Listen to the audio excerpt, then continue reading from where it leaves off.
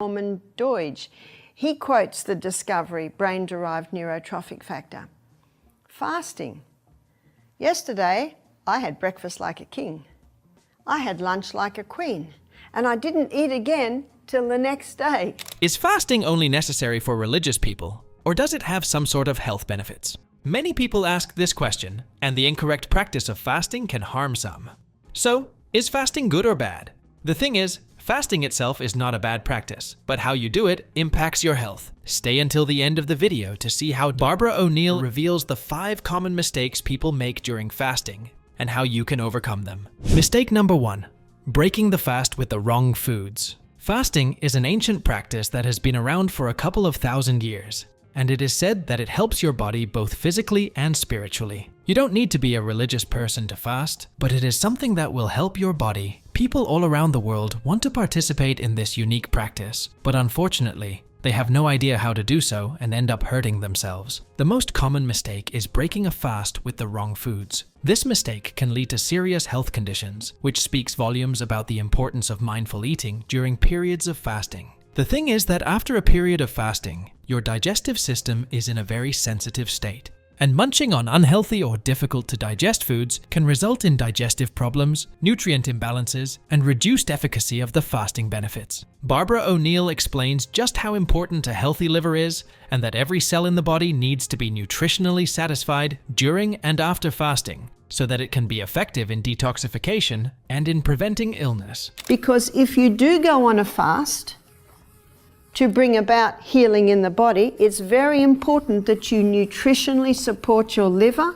What she means is that if you reintroduce foods that are high in fiber, protein, and healthy fats, your body will work much better than you can imagine. She also makes sure that we realize that consuming vegetables, legumes, and nuts is extremely important to maintaining the balance of nutrients and supporting the ongoing detoxification processes. Barbara says that you will slowly damage yourself if you take food that is high in refined sugars, unhealthy fats, and processed ingredients when breaking a fast. This is because they can overwhelm the liver and block its ability to detoxify effectively. Mistake number 2. Hydration. Next up on the list is hydration. This is one of the most important things that matter in fasting because you may not be able to take in any source of water during the fasting period. There is little need to tell you about the many uses of water in the body, but during fasting, water is required to stimulate the release of brain-derived neurotrophic factors. These neurotrophic factors are proteins that are the driving force behind neurogenesis, which is the process of generating new brain cells. So, how do you think the body would respond if you didn't give it any water? Many people make the mistake of ignoring their water intake during fasting, which not only affects the release of proper amounts of BDNF, but it also disturbs the proper hydration that is required to ensure that every cell in the body, including the brain cells, functions optimally. Hydration, proper hydration is necessary for the release of brain-derived neurotrophic factor. So when you keep those 8 laws of health, brain-derived neurotrophic factor is released. We understand that proper hydration supports the normal operation of the brain's neurons and many other cells, which are important for mental clarity and cognitive function. So just like how hydration supports these functions, dehydration during fasting can slowly debilitate you from the inside. This dehydration will lead to reduced brain function, and it will eventually destroy your body. As Barbara says, science today is proving that these laws are powerful. This means that the principles of maintaining proper hydration are not just rumors, they are also supported by modern research. It's so common because hydration aligns with the natural laws of health, but many people still ignore them and don't care for their body's hydration during fasting. Barbara helps us understand the importance of hydration by connecting it with spiritual and moral dimensions.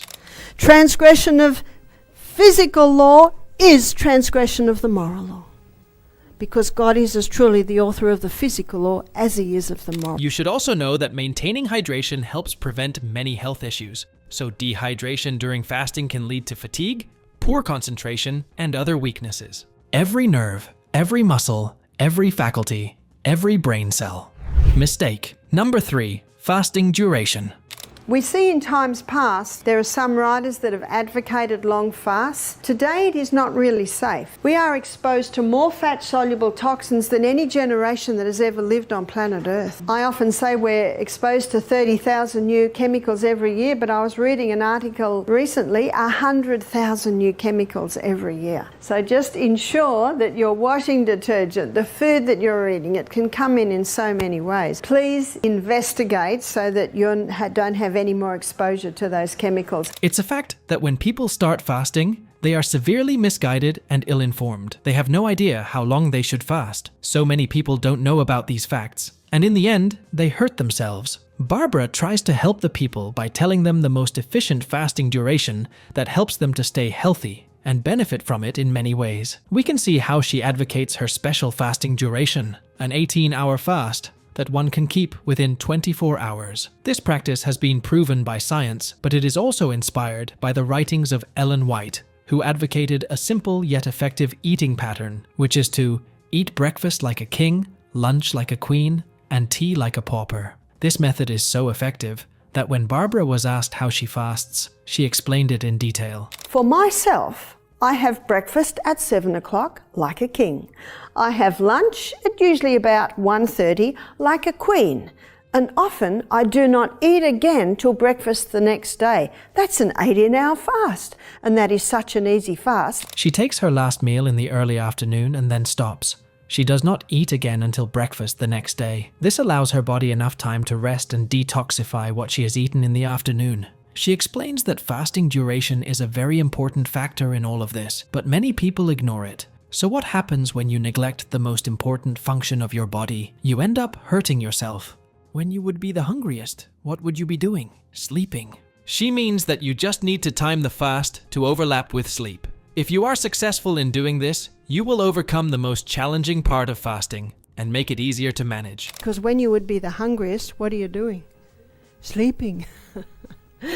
And if I happen to go to bed a little hungry, do you know what I say to myself? Get over it, you're not in a concentration camp. This might seem humorous, but it does its job of telling people that they need to forget they are hungry. It also highlights how a strong mental fortitude helps in fasting for long durations. If you say it's going to be great, it will be great. If you say it's going to be terrible, it will be terrible. Another important thing that you need to keep in mind is that you need to have flexibility in your schedule to be successful in fasting. I also understand here at camp I'll probably be having something at night because we'll be eating a little earlier than I usually eat at lunchtime, and that's quite fine, and I'll be working active a little bit. This flexibility and adaptability are important for people with physically demanding jobs who may require additional nourishment. And I know that some people who work physically hard and aren't able to have a substantial lunch may need a little at night. So there's no hard and fast rule here, but I tell you what, it's an easy way to fast.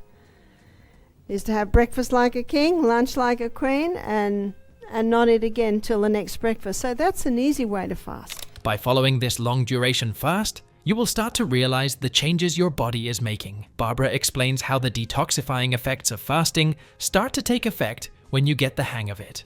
And people say to me, Barbara, how often do you fast? Do you know that I often do an 18-hour fast in a 24-hour period? And it is an amazing recipe that God gave us through the writings of Ellen White. So why is this long duration of fasting really important?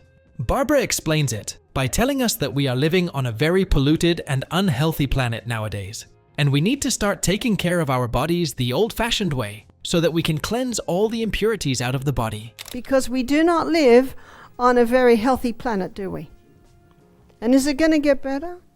It will not get better until it's cleansed with fire at the second coming of Jesus Christ, and after we've lived in heaven for 1,000 years. Barbara believes that these fasting mechanics are not just old scriptures, they're God's way of helping us. She believes that God has given us these unique recipes and formulas so that we can lead happy and healthy lives. And God has given some recipes and some formulas to enable us to live happy, healthy lives, and to enable us to be testimonies to the witnesses that are around us that this can work. It's very soothing to know that Barbara is trying to help you all.